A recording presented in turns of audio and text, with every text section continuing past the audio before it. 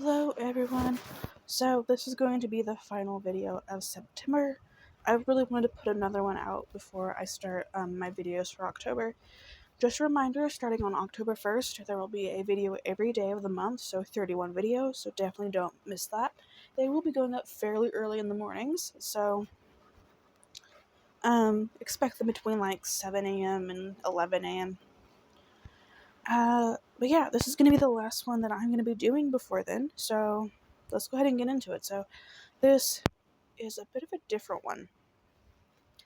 It's a survival story, and it is it's not good. Like, what happened to her is not good, but her surviving is so good. I love survival stories. I love it when people pull through. And this happened to a child, an 8-year-old child.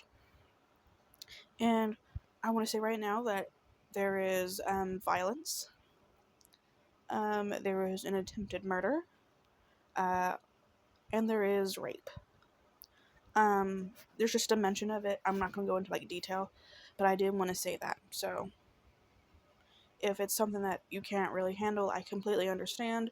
I'll see you in October. But we're going to be talking about the case of Lachele Nance. I'm not sure if it's Lachele Nance or Lachele Nancy, so I'm going to say Lachele Nance. So her mother's name is Michelle Hermose, I believe. And her godmother is Lisa Taylor, and the two of them are best friends, and they've been best friends for a very long time. This case takes place in 2004 in Lake Worth, Florida. So the two women and all their kids, they created like this tight-knit family. And so very close, doing sleepovers and stuff like that. So in the springtime of 2004, there's a friend to Lisa's son, Eddie. And this friend was sleeping in a car out by their yard. It was like a car that they had that they didn't really use anymore.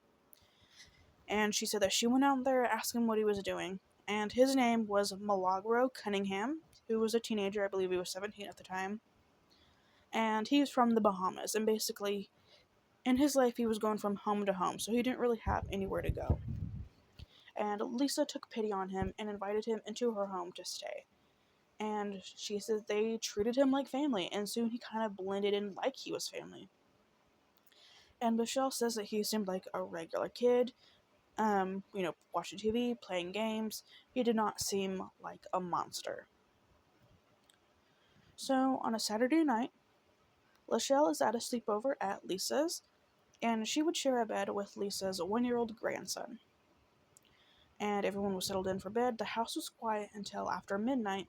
It was about 1 a.m. when one of Lisa's daughters, her name was Danielle, she went to her mom and said that she didn't see Lachele. So they searched the house, and Lachele's shoes were still by the front door, but Lachele was not in the house anywhere. So Lisa starts panicking, of course. She calls Michelle.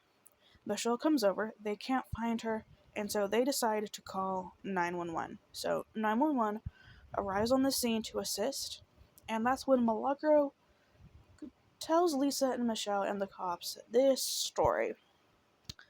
And he says that he was awakened by a white man abducting Lachele from her room. He says he was in the living room, and someone just burst into the house and took her from the house. And Lisa and Michelle are listening to this, and they know that something doesn't quite sit right. Because he described the car that the men were in. And he says that it was a station wagon with a dent in it, which is the car by the road that he'd been sleeping in. So he just described that same car. He said that the guys took her. It was apparently multiple guys. And that he tried to chase them. And that he ran 8 blocks behind a car. Now, I'm just assuming here, I'm just going to butt in real quick. If you are kidnapping a child, you're going to be driving away very fast. Somehow this teenager managed to keep up with a car for 8 blocks. So unless this kid is Usain Bolt, that's not making sense, like right away. That does not make sense. Like, he kept up for 8 blocks. So I guess eventually the car stops, he catches up with him, and that's when the white man jumps him. And him and 3 other white men join the attack and knock him to the ground. They're kicking and punching him. And he says that beat down lasted about 20 minutes. So one of the investigators, his name is Mike Driscoll, and he's not buying it. He had a tear in his shirt. Malagro had a tear in his shirt. But Mike said that Malagro hadn't really sustained any injuries from the beating, which he said was a red flag. You know, if you're getting kicked and punched and jumped like this, there's going to be some blood, some bruising, and he didn't have any injuries. Um, so, dozens of law enforcement, they begin to search for Lachele, and they start to canvass the neighborhood, a local cemetery around Lisa's house, and even a landfill that was just blocks away. Police Sergeant Michael Hall said the landfill in the area, uh, that's where bad things would tend to happen. And he said that basically, if she was somewhere, it was probably the landfill. So Michael Hall and his partner, they scan the access road to the landfill. They're driving up when they see a pair of underwear laying in the road. And this is startling to them. A couple feet from that was a pair of shorts, and they know that she's there. They know Lachele is there. So to the right of the road, there are two large construction dumpsters, and he opens the lid to the dumpster, and he said it had like a recycling bin with wheels in it, and he saw large pieces of broken concrete, and this is where things take a turn. Stuffed beneath the concrete was Lachele. He had attempted to bury her alive. Michael Hall radios that they found Lachele and that he believed that she was dead. And so Lisa, Michelle, they learn word that her body has been found. They are under the impression that Lachele is dead. And they're heartbroken. So we're going to go into how she was found. Lachele had been placed in headfirst so that she wouldn't be able to get out, and then concrete on top of her, and basically she was left to die. They said that she was buried under 200 pounds of concrete. This 8-year-old baby buried under 200 pounds of concrete. And this is a quote from Mike Driscoll. He says, "She was upside down in a fetal position, chunks of concrete on top of her. I mean heavy chunks, like some of them weighed as much as 30 pounds." End quote. The officers, they began to recover her body. They're thinking she's dead. And that's when a lieutenant says that he saw her fingers move. And they're like, oh my god. So that prompts the officers to jump into the dumpsters and actually begin to get the giant chunks off of her. Like they're like pulling them off. And they're crying. Like they say that they're crying. Which I would also be crying. Like, do you think this baby is dead and then you see her move? And it's like, okay, like let's get this done. Let's get her out.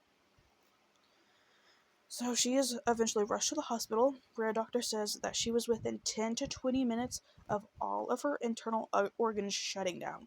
Like 10 to 20 minutes later, she would have been dead if they had not found her and gotten those rocks and stuff off of her. So she was barely clinging to life, and she is super weak, but she manages to tell them who did this to her, and she says the name, and it's Malagro Cunningham. Now, she's in her 20s. And she sat down to do an interview, and she recounted everything that happened to her, what she remembered. And we're going to get into her account of things, of what she remembers, and this is where it's really tough to hear. Like, there is more detail from her account. So just be aware. She said that she woke up to Malagro touching her, and that he had concocted a story to lure her outside, and that once outside, he attacked her. He grabbed her and said that she screamed he was going to hurt her, and he just kept repeating, "If you scream, I'm going to hurt you." And that he started to walk her towards the landfill. Once they were blocks away, they were at the landfill. He slammed her to the ground, punched her repeatedly, and then he raped her. After, he made her get up, and that is when he started to choke her. She says that, like, at this point, she doesn't know what happens, but she gets this idea in her head, and she decides to play dead.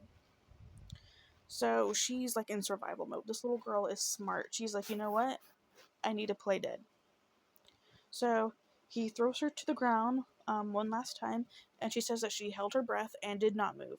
And he even called her name, and she still just did not move at all. Then he threw her over her shoulder, and that is when he decided to try to get rid of the evidence of what happened. That is when he threw her into a dumpster. He closed the lid, and then he started to roll the dumpster a little bit further, and she heard him make a noise, and she assumed that this was him at that time getting the rocks and stuff. And then he opened the lid and started to throw in the concrete. And this part is so sick. This angered me to no end. She says that she remembers him saying sorry, but then he would laugh as he threw in the concrete. He would say sorry, then he would throw in a piece of concrete and laugh after each time he threw one in. So that is disgusting. She then lays there for 8 hours. She is in that dumpster for 8 hours under 200 pounds of concrete until help finally comes. And she says this entire time that she's trying to fight, but she says that she can actually feel her life starting to slip away. And just as she feels like she's about to let go, she starts to faintly hear voices calling for her, and then the lid opens, and that's when the police officers are there, and she can hear them crying. And she's like, I don't know who it is. She says, but I just know that they were crying. So now we're going to get into the sentencing, which this was also disgusting. So 4 years after she was assaulted and attempted to be killed, Malagro does go on trial. And Michelle says that during the trial, he was just sitting in the courtroom, just sitting there, and she wanted to be there to make sure that he got put away for life, obviously.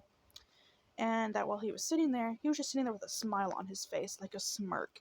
And she says that she remembered that she just wanted to beat the shit out of him, which, yeah, I would also be wanting to do that. So his lawyers tried to claim that he had the mentality of a 7-year-old and that he didn't know right from wrong and all of this stuff, but the jurors, thankfully, they disagreed. And in 2009, he was sentenced to 4 life terms. And you're probably thinking, wow, great. Sure. However, just a year later, in a 2010 Supreme Court ruling, they threw out life terms for juveniles, except for in the case of murder. So any crime that was not a murder, a juvenile cannot serve life. I think they called it like inhumane or something like that. I can't really remember. So at the time that this crime occurred, he was only 17. He was just months shy away of being 18. And Malagro's defender, he's trying to ask the judge to reduce the sentence even more, like the actual audacity of this. And that's when Lachele decides to fight. She says that she was just sitting there listening to him, now as a grown man, trying to make excuses and defend what he did. And she's like, I can't let him get away with this. So she testifies against him. And the judge eventually ruled that Malagro had to serve at least 50 years. And honestly, that will likely be a life sentence because at 27 years old, he had already had he was already on dialysis, and he had a pacemaker put in. Like, he was having kidney problems and stuff. And Michelle said, that's karma. And I 100% agree. Like, he's not even 30 yet, and he probably won't last that long. And she's just like, you know what? It's karma. After everything he did, it's karma. And I 100% agree. That is the case of Lachele, Nance. I also want to include that under a new Florida state law, that in another 11 years, he will be reviewed again. So, unfortunately, Lachele is going to have to live through this in another 11 years and probably have to testify again and say, don't let him out. And Mike Driscoll, he said he doubts that he will ever get out, whether that because he dies in prison or whatever. But unfortunately, his case is going to be reviewed again in 11 years. And I think it's just so fucked up that she would even have to, like, go through that again. Like, you're making this girl relive a traumatizing thing that happened to her. But like I said, that is all I have for you guys about Lachele Nance. I think her survival was incredible. Like, when the doctor said she had 10 to 20 minutes left before she died, like, thank God she was found then. Like, oh my God. Like she had the will to survive. You know, she knew to pretend to play dead. And I think that you 8-year-olds, you know, so young, so little, um, they probably aren't thinking about survival if we're being honest. So the fact that she had the presence of mind to be like, if I don't do this, I am going to die. Um, I think that's just amazing. I think that is absolutely amazing, and I'm so happy she did that because things probably could have ended differently if she hadn't. So I think, in a way, she kind of helped save her own life. And I do know that she's gone to therapy, rehabilitation to get her life back to normal. But, this is something she's going to have to live with forever, and that's heartbreaking. But I hope that she continues to get better and she continues to get healthy. And I hope that she has a very happy life because she deserves it, man. She is a strong woman, a strong, badass woman. Well, I'm going to end this here. Thank you so much for listening to Lachele's story. If any of her family or her comes across this video, I just want to say that Lachele, you are a badass. You hung you hung on, and I'm so happy that you did. And I'm sorry that you have to relive this again in 11 years, but I hope that you can still make a very wonderful life for yourself cuz you deserve it. Anyways, thank you guys so much for listening to this, and I hope that I will see you guys in October. Bye guys.